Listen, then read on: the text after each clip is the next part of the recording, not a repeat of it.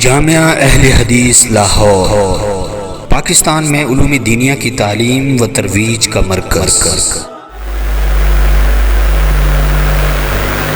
کوئی مائی کا نام ایسا محب پیدا کرے، ایسا دکھائے تو صحیح ابو بکر کو باتیں کرنے والوں، اور یہی وجہ تھی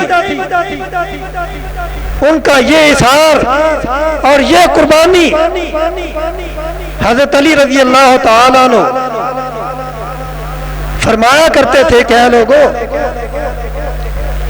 ان من خیر هذه الامت بعد رسول اللہ صلی اللہ علیہ وسلم، رسول اللہ کے بعد اگر اس امت میں سب سے بہترین کوئی انسان ہے تو وہ ابو بکر اور عمر ہے۔ یہ کون کہہ رہے ہیں؟ حضرت علی رضی اللہ تعالیٰ عنہ، جن کو یہ اپنا امام مانتے ہیں۔ اور پھر ایک موقع پہ فرمایا کہ حضرت علی رضی اللہ تعالیٰ عنہ فرماتے ہیں کہ میں نے رسول اللہ صلی اللہ علیہ وسلم کو یہ فرماتے ہوئے سنا، ان ابا بکر و عمر سیدہ کہور اہل الجنہ، کہ ابو بکر اور عمر جنت میں بوڑھوں کے سردار ہیں۔ یعنی یہ بھی حدیث بیان کی ہے حضرت علی رضی اللہ تعالیٰ نے۔ اور پھر امام جعفر صادق، ان سے کسی نے مسئلہ پوچھا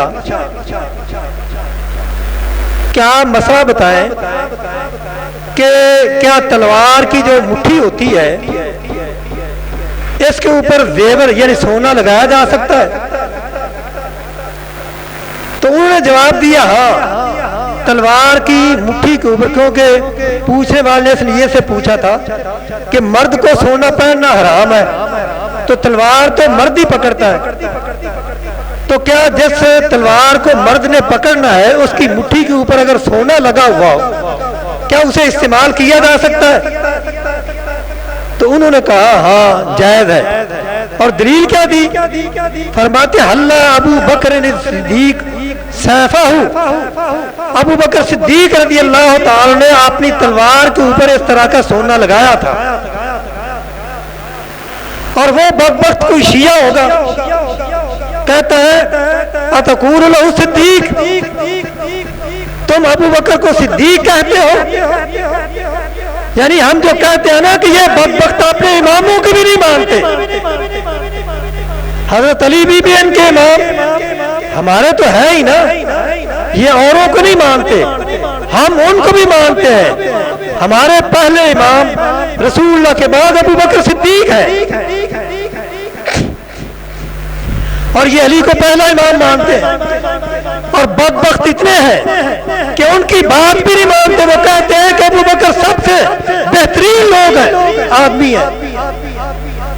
اور امام جعفر صادق جس کے یہ کنڈے بھی بھرتے ہیں، وہ کہتے ہیں کہ ابو بکر صدیق نے اپنی تلوار کو یہ سونا لگایا تھا لہذا جائز ہے، اور وہ کہتا ہے اتقول لہ صدیق، تو اس کو صدیق کہتا ہے؟ تو یہ بیٹھے ہوئے تھے غصے سے کھڑے ہوئے اس کی طرف، جس طرح الفاظ ہے واسابا، جس طرح آدمی کو مارنے کے لیے اٹھتا ہے نا، اس طرح یہ اٹھے غصے سے اور اس کو کہنے لگے جو ابو بکر کو صدیق نہیں مانتا اللہ تعالیٰ نہ دنیا میں اس کی بات کی تصدیق کرے نہ آخرت میں اس کی بات کی تصدیق کرے۔ گویا کہ انہوں نے واضح طور پہ یہ اعلان کیا ہے کہ ابو بکر رضی اللہ تعالیٰ عنہ صدیق ہیں۔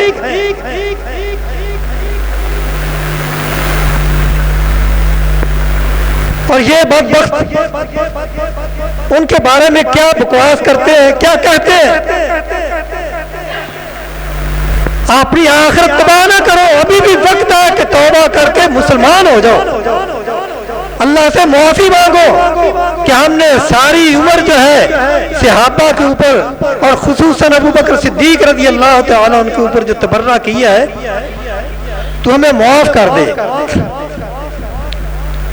رسول اللہ صلی اللہ علیہ وسلم نے فرمایا تھا ما لأحد عندنا ید الا وقد کافیناہ، میرے اوپر اس دنیا میں اگر کسی نے احسان کیا ہے تو میں نے دنیا میں اس کا بدلہ بھی چکا دیا ہے۔ ما خلا ابا بکر،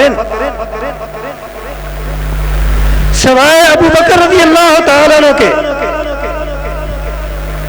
ان لہو یدن، ابو بکر کے ایسے احسانات ہیں مجھ پر کہ میں دنیا میں ان کا بدلہ نہیں دے سکتا، قیامت کے دن اللہ ہی ان کو بدلہ دے گا۔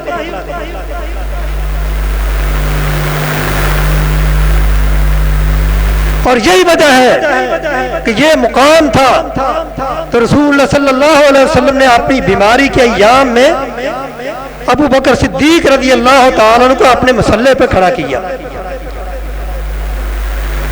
حضرت عائشہ رضی اللہ تعالیٰ فرماتی ہے کہ اللہ کے رسول آپ کسی اور کو کھڑا کر دیں، ان کو نماز نہ پڑھانے دیں، کسی اور کو کہے کہ وہ نماز پڑھائے۔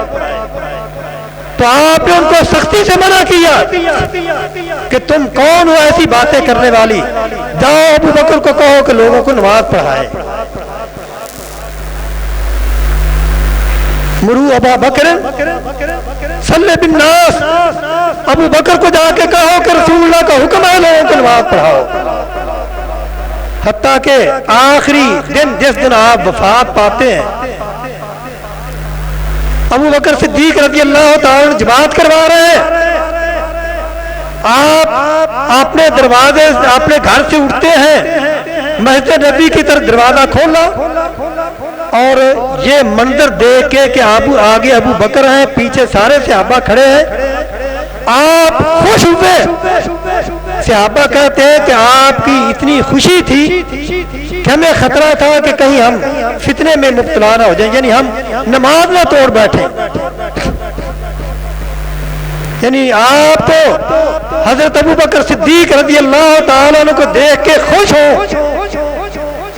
اور وہ بدبخت کتنے برے لوگ ہیں جن کو نہ رسول اللہ کی خوشی رات آتی ہے، نہ حضرت علی رضی اللہ تعالیٰ عنہ کی خوشی رات آتی ہے، نہ امام جعفر صادق رضی اللہ تعالیٰ عنہ کی خوشی رات آتی ہے۔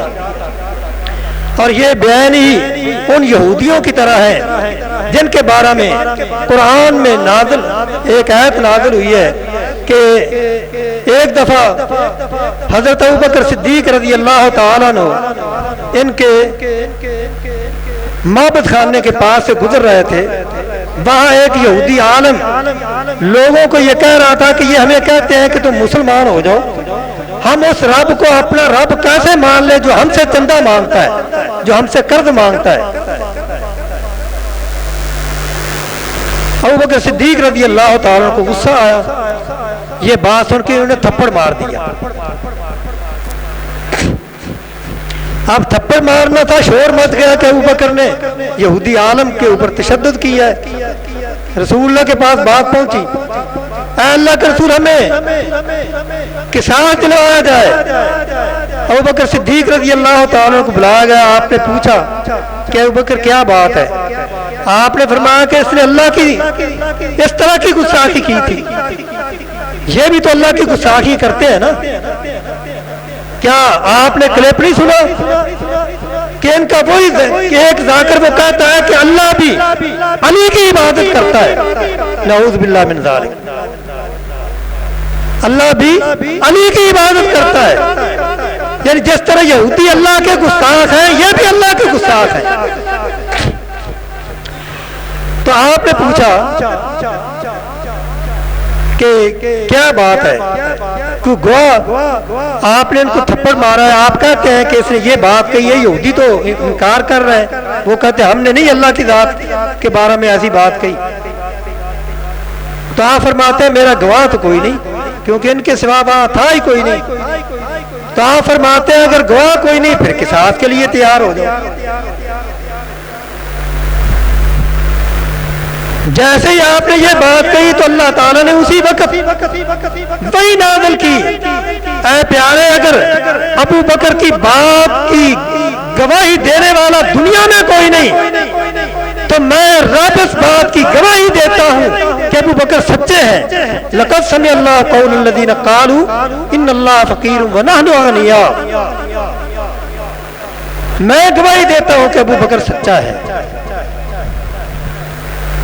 تو یہ مقام ہے ابو بکر صدیق رضی اللہ تعالیٰ عنہ کا۔ آپ نے کسی مقام پہ رسول اللہ صلی اللہ علیہ وسلم کا ساتھ نہیں چھوڑا۔ یہی وجہ ہے کہ عمر فاروق رضی اللہ تعالیٰ عنہ فرمایا کرتے تھے، کاش کہ میری ساری عمر کی نیکیاں ابو بکر کو مل جائے اور ایک رات اور ایک دن کی نیکی ان کی مجھے مل جائے، میں پھر بھی نفع میں ہوں۔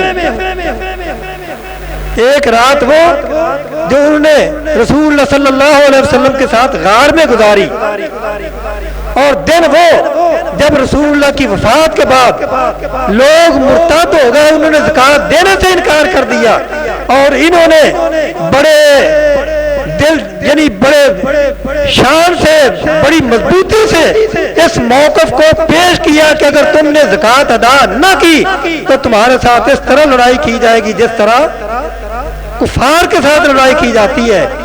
تو حضرت عمر فاروق فرماتے، میں نے کہا ہے ابو بکر یہ تو کلمہ گو ہے، تو آپ نے فرمایا ہے عمر کیا زمانہ جاہلیت میں اس قدر سخت اور اسلام لانے کے بعد اس طرح نرم کہ دین مکمل ہو چکا ہے اور میں زندہ ہوں اور یہ دین میں کوئی کمی کر سکے؟ اللہ کی قسم جب تک ابو بکر کی جان میں جان ہے، جسم میں جان ہے، میں ان سے زکوٰۃ لے کے رہوں گا، اللہ کے دین میں کوئی کمی نہیں آنے دی جائے گی۔